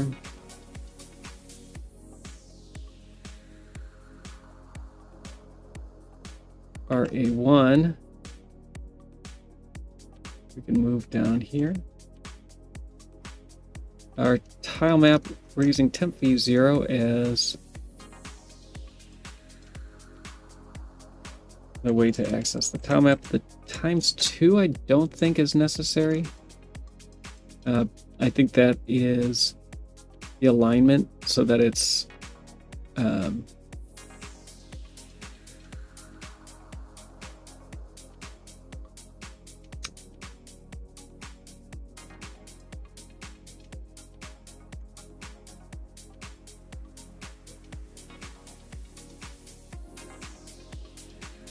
because tile map is assigned 16, so we need any index we have to multiply by 2 to get the correct address.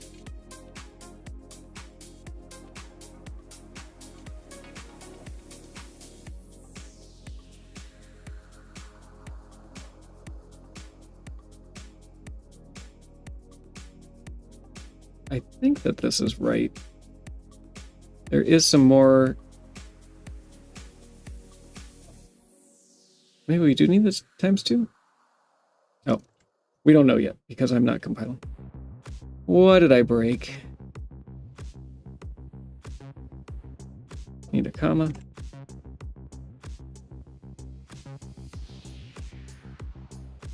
So that looks pretty good. I think that these are out of order.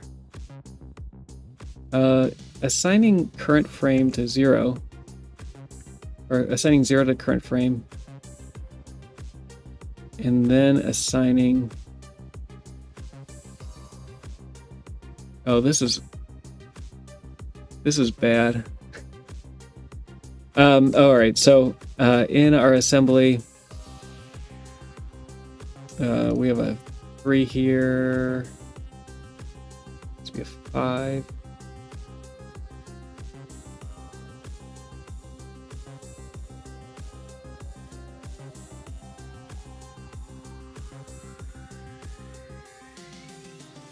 So we are storing this 3 into animation current frame. So we're loading the value 3 into register V1. Then we're storing V1 into animation current frame.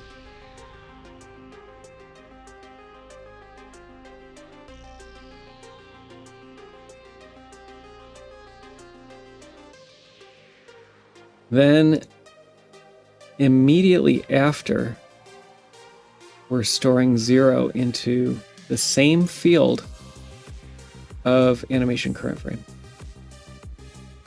or of self. So we need to force this right.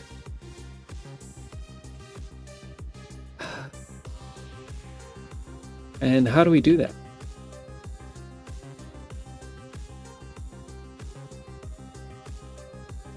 How do we tell GCC that regardless of what, let's do this. Let's make a variable. We're gonna make it a sin16, we'll call it current frame. We're gonna set current frame to 3.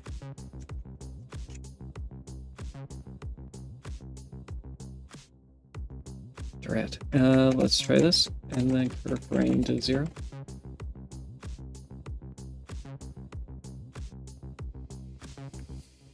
Of course. Thank you, System Fault. I appreciate it. So what we're trying to do here, we have this relatively small function, may or may not be stairs, the secret stairs in the reverse keep. I will fix this stuff down here. For reasons that I'm not sure,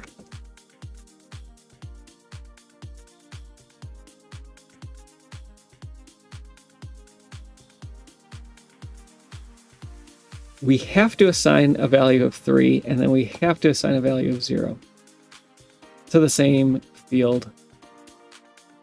Let's... How would we do this?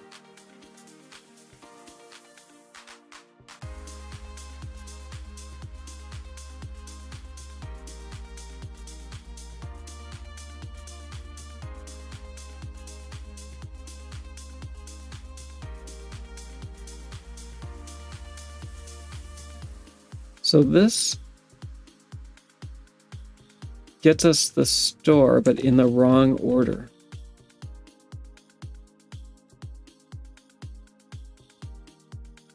Hey, David Tyler, thank you for the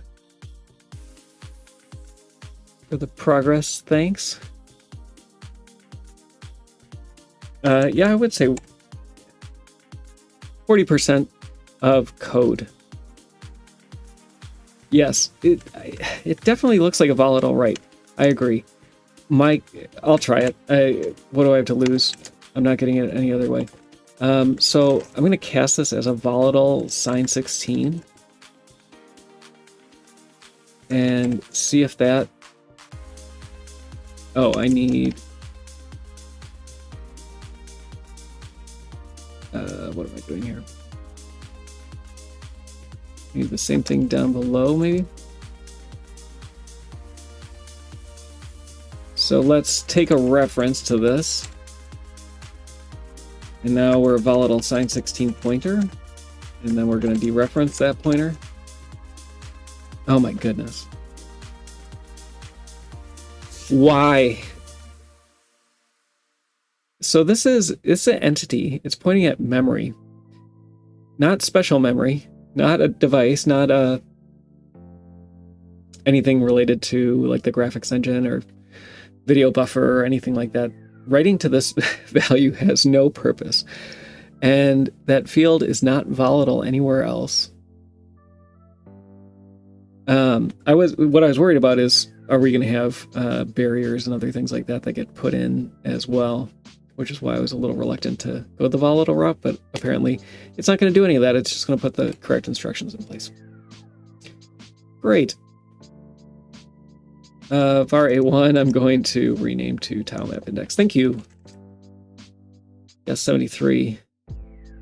Appreciate it.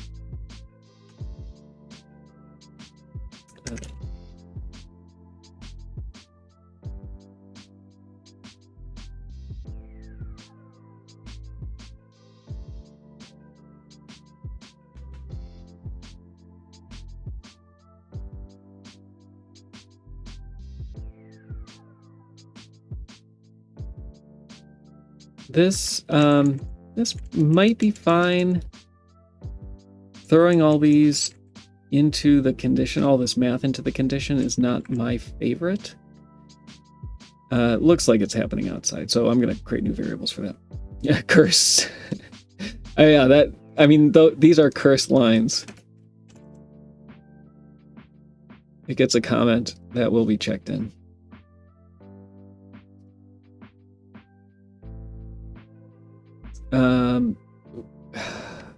I am interested to see what the PSP looks like as well. And maybe there's something else happening there that I just don't understand. I'm going to make... these are hopefully sine 16s. Again, we'll have to look at the PSP to figure that out. I'm going to try to move all this out. Like the other one, the other function, it's possible that these are happening in 2 stages as well.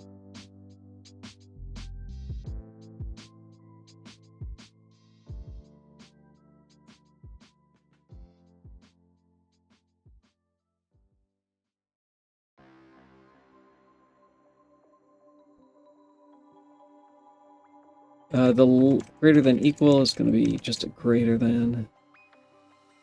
And where are my... Don't you like wrapping your variables in brackets?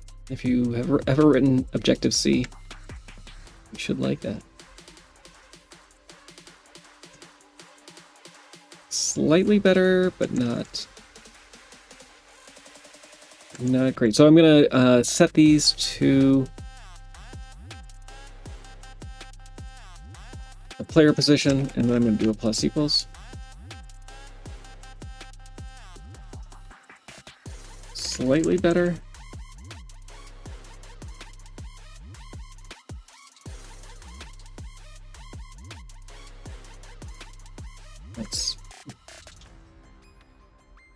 So we definitely have the tile map read interleaved.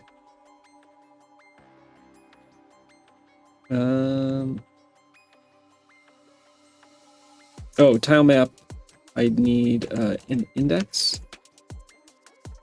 Right? Oh no, I don't need an index. That's correct. So we're getting the entities read, both of them happening right away.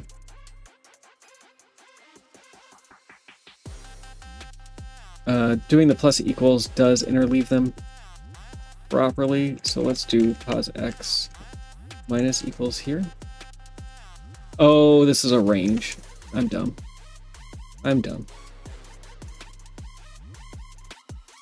So we have 9f we were subtracting 221 from it.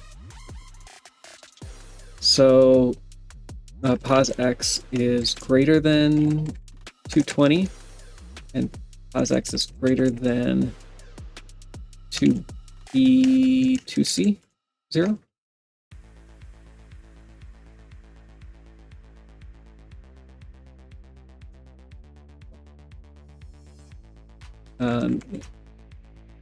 Move this back over. Not less equals, come on. Do the right thing.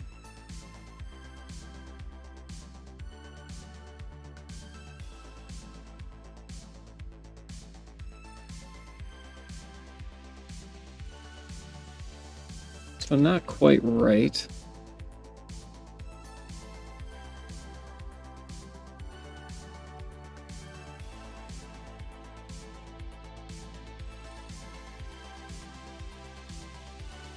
We have the subtraction happening correctly. Okay, so it's possible that the Y read isn't done until we know that the X position is correct. Not X position, like speaking, but X position. That is definitely wrong.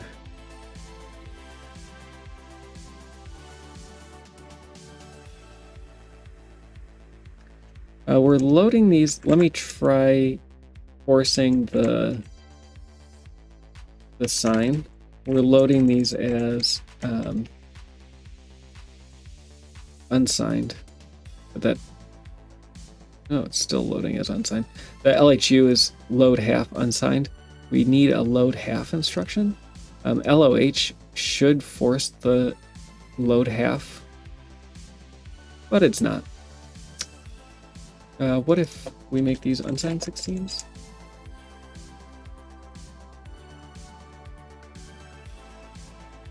That makes it less likely. What about signed 32s? There we go. We can move this back. Just the wrong variable type. Get your types correct. Straighten up. So that looks like that. I want to look at this 4FB, if there's anything analogous there. So I think that this is stairs. But they're not animated. They don't do anything. It's kind of like the switch. It's just there.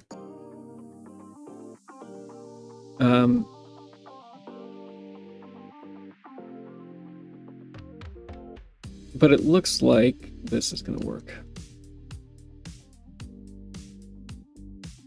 So let's take it back. We're looking at C4C. Am I not in the right place? No, B4F. B4F.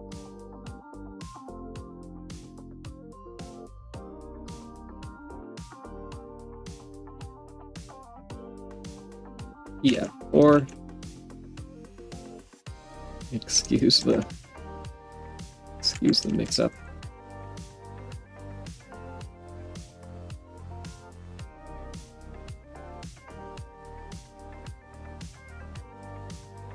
We're using the same initializer here.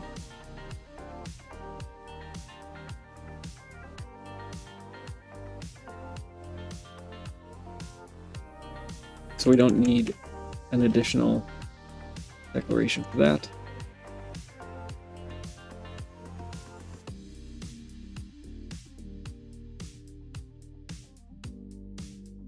And that worked as well. So where does that leave us?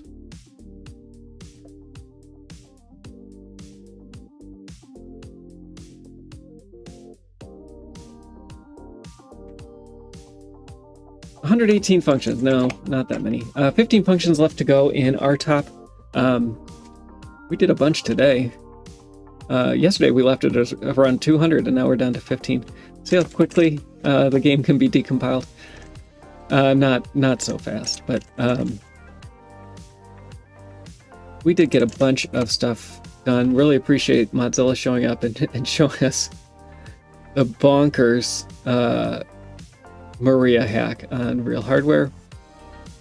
That is something, it gives me chills to see stuff like that happen. If you are not familiar with the Symphony of the Night decompilation project, that's what we've been working on. You can go to soten.z.dev to learn more. This isn't my page, I'm just a contributor to the project. But if you like seeing decompilation and you like Symphony of the Night, or you like decompilation, or you like Symphony of the Night, it doesn't matter if you like them both, one or the other is fine. Like, comment, subscribe. And if you can do any of these things, or think you can do them, or want to be able to do them, and you have a programming background, stop by our Discord server and see what you can do. We've been working on RTOP. RTOP is not in this list yet because I've not submitted any of this for PR. But it will show up, and it will show up and be probably rival top in terms of its initial commit. The best one that we've had so far is, was it not DAI? It was Abandoned Mine. Stealth drop everything. We'll see if we can do that with RTOP.